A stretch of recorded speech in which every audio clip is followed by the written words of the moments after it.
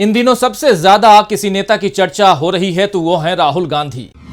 राहुल गांधी का अगला कदम क्या होगा? राहुल अब अचानक किससे मिलने पहुंच जाएंगे? राहुल अब किस पर निशाना साधेंगे?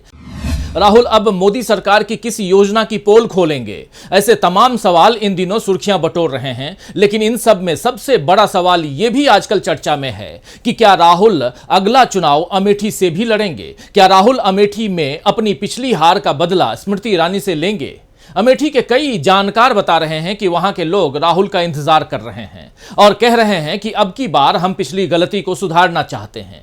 लेकिन इन सब से इतर राहुल गांधी क्या सोचते हैं, उनकी क्या रणनीति बन रही है? आइए इन सब से पर्दा उठाने की कोशिश करते हैं। नमस्कार, मैं हूं राजीव। तो आइए हमारी राय में आज जानने की कोशिश करते हैं कि राहुल एक तीर से कैसे लगा रहे हैं दो निशाने। दोस्तों, राहुल गांधी संसद सदस्यता बहाल होने के बाद पहली बार अपने संसदीय क्षेत्र वायनाड पहुंच गए हैं। संसद का मानसून सत्र खत्म होने के बाद 12 और 13 अगस्त के 2 दिन के दौरे पर राहुल वायनाड पहुंचे। और इससे पहले जब राहुल गांधी को संसद से अयोग्य करार दिया गया था तब भी राहुल वायनाड गए थे और यहां उन्होंने अपने संसदीय क्षेत्र की जनता से कहा था कि मेरी संसद की सदस्यता छीन ली गई, मेरा घर छीन लिया, मेरे पीछे पुलिस लगा दी, लेकिन इन सब से मुझे फर्क नहीं पड़ता।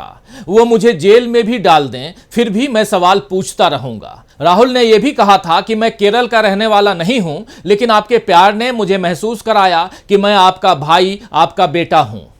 अब राहुल ने फिर एक बार वायनाड के लोगों से कहा है कि सोचिए, अगर कोई परिवार को अलग करने का प्रयास करे, दो भाइयों को अलग करे, बेटी को पिता से अलग करे, अगर कोई परिवार को अलग करने की कोशिश करेगा तो परिवार और मजबूत होगा। लेकिन बीजेपी और आरएसएस को नहीं पता कि परिवार क्या होता है। दरअसल राहुल गांधी ने परिवार की बात कहकर एक तीर से दो निशाने साधे हैं।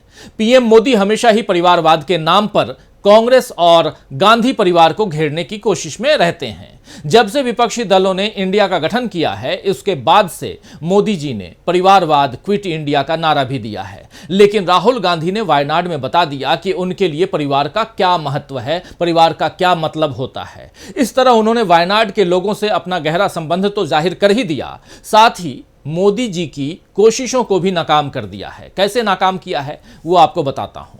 एक तीर से दो निशाने लगाने का काम राहुल इस वक्त बड़ी सूझबूझ के साथ कर रहे हैं। संसद में अविश्वास प्रस्ताव के अपने भाषण में भी राहुल ने यही रणनीति अपनाई थी।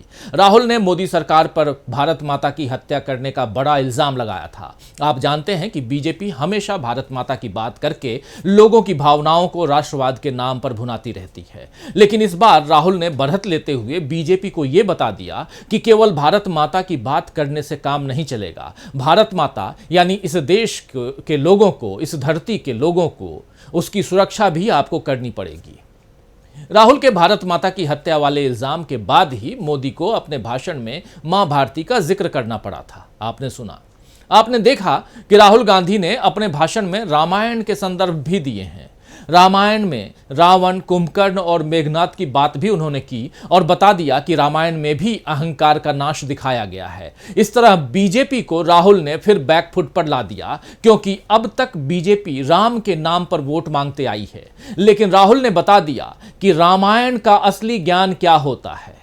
संसद में मोदी के भाषण के बाद राहुल ने अपनी प्रेस कॉन्फ्रेंस में भी भारत माता की हत्या वाली बात दोहराते हुए बताया था, आप याद कीजिए, कि मणिपुर में किस तरह कुकी और मैतेई लोगों के बीच दीवार खड़ी कर दी गई है। वहां लोग मर रहे हैं और मोदी संसद में हंस रहे हैं।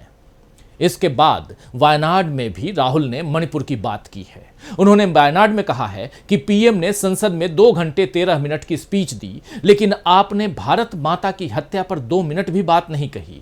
आपकी हिम्मत, आप मतलब मोदी जी उनके लिए कह रहे हैं कि आपकी हिम्मत कैसे हुई ऐसा करने की? आप ये क्यों कर रहे हैं? आप 4 महीने से वहां नहीं गए। क्यों नहीं गए? क्योंकि आप राष्ट्रवादी नहीं हैं। इंडिया के आइडिया की हत्या करने वाला राष्ट्रवादी नहीं हो सकता।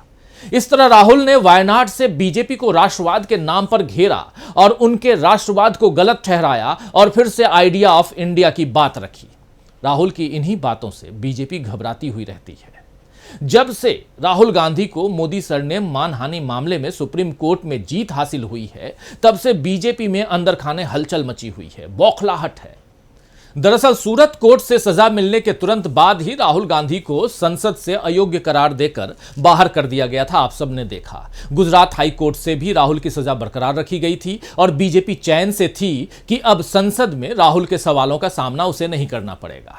सुप्रीम कोर्ट का फैसला आने से पहले भी कई बार वायनाड में उपचुनाव की खबरें आती थीं कि जल्दी ही वहां उपचुनाव हो जाएंगे। वायनाड जिस संसदीय क्षेत्र से राहुल गांधी आते हैं, यह सब राहुल को संसद से दूर रखने की कोशिश के तहत बीजेपी कर रही थी। लेकिन अब राहुल गांधी संसद पहुंच चुके हैं और वायनाड का दौरा भी वो कर रहे हैं। ऐसे में एक चर्चा यह होने लगी है कि राहुल 2024 के चुनाव में केवल वायनाड से ही चुनाव लड़ेंगे या फिर अमेठी से भी वो पर्चा भरेंगे।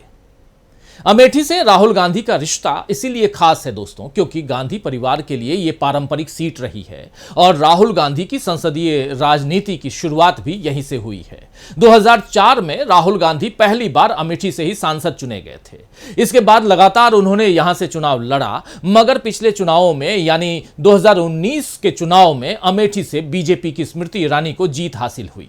स्मृति ईरानी ने अमेठी तो जीत लिया, लेकिन शायद यहां के लोगों का वो दिल नहीं जीत पाई, क्योंकि अभी जो सर्वे हो रहे हैं उसमें स्मृति ईरानी के काम को और बीजेपी के रवैये को अमेठी के लोग पसंद नहीं कर रहे हैं। स्मृति ईरानी ने अभी जिस तरह संसद में राहुल गांधी पर फ्लाइंग किस करने का आरोप लगाया, वो भी बेबुनियाद साबित हो चुका है। और इससे पहले आप याद कीजिए कि भारत जोड़ो यात्रा की जब शुरुआत हुई थी, तो शुरुआत में स्मृति ईरानी ने राहुल गांधी पर कन्याकुमारी में विवेकानंद आश्रम न जाने का आरोप जो है वो गलत आरोप लगाया था। स्मृति ईरानी हमेशा ही राहुल गांधी की आलोचना करती रही हैं। मणिपुर में जो कुछ हो रहा है उसका जिम्मेदार भी उन्होंने राहुल गांधी को ही बता दिया था, यह भी याद कीजिए आप। स्मृति ईरानी ने यहां तक कह दिया था कि मणिपुर में राहुल ने आग लगा दी है। ऐसा करके भले ही बीजेपी हाईकमान के सामने स्मृति के नंबर बढ़ जाएं, लेकिन अमेठी की जनता को यह झूठी राजनीति शायद पसंद नहीं आ रही है और वो फिर से राहुल गांधी के पक्ष में झुकती हुई दिख रही है। अब सवाल यह है कि राहुल अमेठी और वायनाड दोनों जगह से अगले चुनाव में खड़े होंगे या किसी एक जगह से ही वो खड़े होंगे। वैसे इंडिया के गठन के बाद चर्चाएं तेज हैं कि राहुल गांधी अमेठी से भी वापसी कर सकते हैं, क्योंकि इस बार कांग्रेस को यूपी में बेहतर प्रदर्शन करके दिखाना है। राहुल गांधी की भारत जोड़ो यात्रा पार्ट 2 का बड़ा हिस्सा यूपी में होगा। ये जो रूट चार्ट आया हुआ है उससे पता चलता है। यूपी में इस वक्त समाजवादी पार्टी मुख्य विपक्षी दल है और बीजेपी के बाद सबसे ज्यादा मजबूत भी है। समाजवादी पार्टी हमेशा से रायबरेली और अमेठी सीट पर गांधी परिवार के साथ खड़ी नजर आती है, सपोर्ट करती हुई ये पार्टी नजर आती है गांधी परिवार को। अखिलेश यादव इंडिया गठबंधन का अहम हिस्सा हैं, लिहाजा माना जा रहा है कि 2019 की तरह एक बार फिर राहुल गांधी अमेठी और वायनाड दोनों जगह से चुनाव लड़ सकते हैं। अमेठी में कांग्रेस के नेता भी राहुल गांधी के अमेठी से चुनाव लड़ने की मांग कर रहे हैं और जल्द ही केंद्रीय नेतृत्व से मुलाकात करके इस बारे में चर्चा करना चाहते हैं। राहुल को अमेठी से लड़ाकर कांग्रेस स्मृति ईरानी को संसद से बाहर कर सकती है और बीजेपी से इस सीट को वापस ले सकती है। ये तमाम रचना जो है राजनीतिक चक्रव्यूह जिसे कहते हैं, वो हम देख रहे हैं कि आने वाले समय में उसकी जो तैयारी हो रही है। खैर, कांग्रेस इन दोनों सीटों यानी कि अमेठी और वायनाड को लेकर क्या रणनीति बनाती है, इसका अभी सभी को इंतजार है। फिलहाल तो यही नजर आ रहा है दोस्तों कि राहुल ने एक तीर से दो निशाने लगाए हैं और दोनों निशाने बीजेपी को काफी चुभ रहे हैं। बीजेपी न राहुल गांधी के राष्ट्रवाद का जवाब दे पा रही है और न ही अमेठी को लेकर कुछ बोल पा रही है। अब यह देखना है कि इस जो रणनीतियां बन रही हैं उन रणनीतियों में कौन आगे निकलता है। मौसम बदल रहा है। तो आज के लिए बस इतना ही। नमस्कार।